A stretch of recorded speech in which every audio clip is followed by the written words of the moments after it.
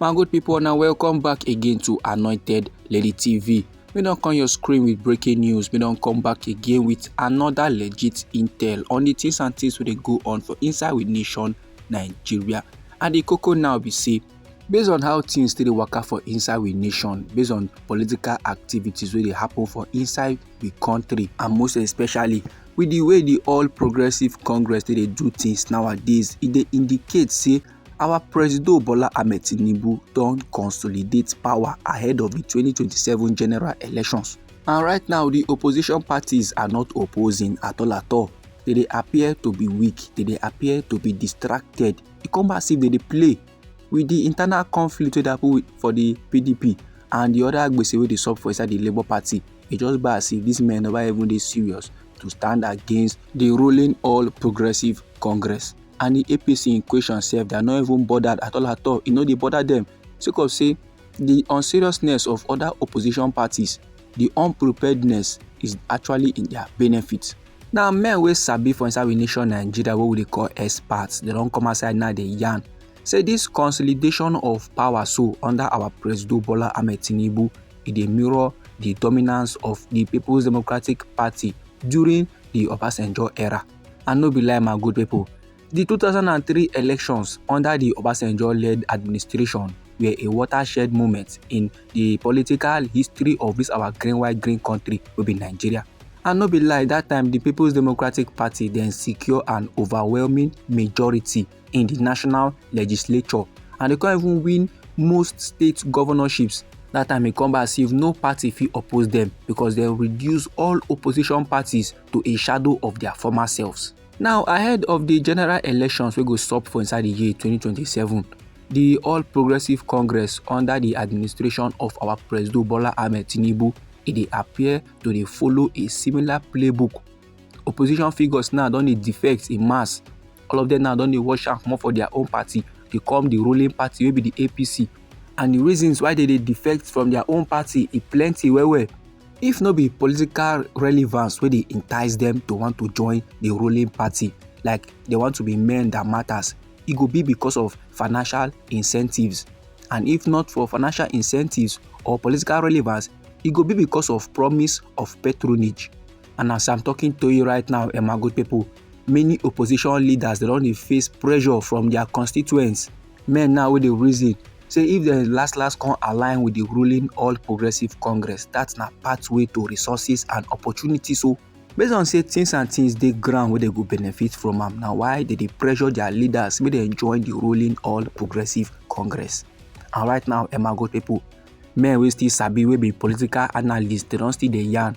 Say the consolidation of power by our President Bola Ahmed Tinubu is a testament to his political acumen, and it show the systemic weaknesses of the democratic institutions of this our green country, will be Nigeria. So one countryman where they go by the name Professor Omoruyi of the famed Center for Democratic Studies in Conde Yan, say as the 2027 general elections they approach, the challenge for opposition party no be just to survive, but to redefine themselves as credible alternatives capable of inspiring confidence among a disenchanted electorate. That is, they want to prove themselves, say them will be the opposition party, they get things and things to offer if country people will consider them and give them a chance. The professor consider Yan say right now the stakes are very much high. If the opposition fail to regroup and present a united front, our nation Nigeria they risk returning to a one-party dominant system. And elders go feel remember wetin sup for inside we nation Nigeria for the early 2000s, where electoral competition they exist only in one name. So for democracy to thrive, for democracy to revive, and for democracy to make sense for inside we nation Nigeria, the opposition must find a way to resist co-optation. They must rebuild their grassroots support, and they must challenge the pervasive culture of patronage where they continue to shape Nigerian politics. This my good people, they come from Professor Omoruyi of the famed Center for Democratic Studies. Meanwhile, the Edo State Governor will be Senator Monday Ukpebolo. He now don't pledge overwhelming support for our President Bola Ahmed Tinubu's potential re-election bid for inside the year 2027. In dey promise now say the people of Edo State they go deliver more than 100 votes to our presido. And the Edo State governor dey make this declaration during one food outreach wey dey organized by the Renewed Hope Initiative for inside the new festival hall for inside Benin City, Edo State. And this initiative is very much led by the First Lady of our nation, Nigeria, wey be Senator Oluremi Tinubu. And the aim of this initiative na to provide relief to vulnerable households nationwide. And as still for the food outreach, na the Edo State governor constantly give accolade to our President Bola Ahmed Tinubu and the First Lady for their efforts to reach vulnerable Nigerians through the Renewed Hope Initiative. And he constantly yarn say like this now, Edo citizens are enjoying the dividends of democracy under their leadership. He say like this now, Edo people are very much happy, and the people don dey begin to dey see and enjoy a new dawn. Just look at food items all over the place for inside the hall, all thanks to our president and his wife for this great initiative wey they don carry come give Edo State people. And the food items wey come board for this event they include noodles, semovita, pasta and other food essentials. Then speaking on behalf of the First Lady, one country person wey dey go by the name Hajia Nana Shettima, wife of our Vice President Kashim Shettima, na come dey yarn say the initiative wey start for inside the month of March for inside the year 2024, e don boldly enter 7 states and Edo State dey included. Then she come dey urge beneficiaries of the foodstuffs make dem use the thing wisely, make dem make sure say the thing benefits them and their families.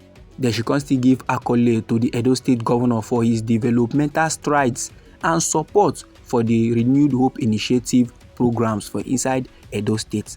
Now my good people, they say that strategy what they talk about. When other states now don't see all these kind levels them, it go make them want to dey push their leaders to go join the ruling All Progressive Congress, because they know very well say something go come out. Normally this initiative come to help the general public, but our president wife no carry am come Edo State when Godwin Obaseki be dey govern the state. Now anyhow the cocoa be you for body, or if you get contribution to the matter, feel free make you drop am inside our comment section.